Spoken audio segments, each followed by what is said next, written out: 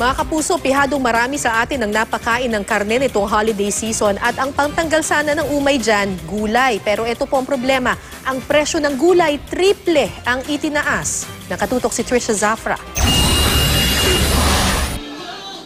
Matapos lantakan ang lechon, hamon at iba pang karne sa kabi-kabilang reunion at holiday handaan, maraming balik-alindog ang New Year's resolution.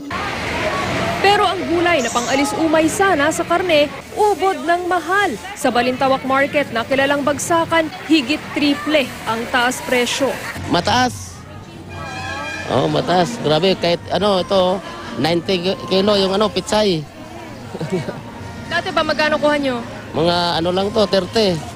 100 ang kilo ng mustasa na dating 20 hanggang 25 lang. 50 naman ang alugbati na dating 15. Ang kangkong na 5 piso noon, 20 pesos ngayon isang tali. Halos dumoble naman ang presyo ng repolyo na 120 pesos per kilo. Dahil siguro sa bagyo nasira yung mga gulay, mahal talaga si Pampalingki. Dahil dito rin nila kinukuha. Sa Kamuning Market naman, 130 pesos ang repolyo.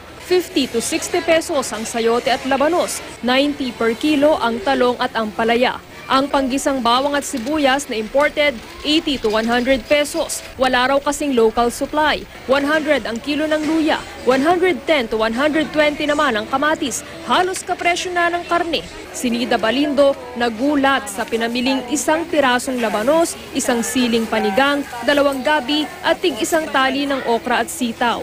Pag bumili ako ng pansigang na gulay, hindi pa siya umaabot ng 50. O ngayon 57, ito pa lang, okay lang kasi kailangan Hindi nakakasawa na yung kakainin mo na lang, puro karni na walang gulay, kailangan naman may gulay. Bumaba naman ang presyo ng carrots, pero ikinalugi raw ito ng tinderang si Medeline Estrada. Nagtapon kami ng isang tray ng carrots kanina eh. Malaki ang binagsak kasi pangit ang dating. Trisha Zafra, Nakatutok, 24 Oras.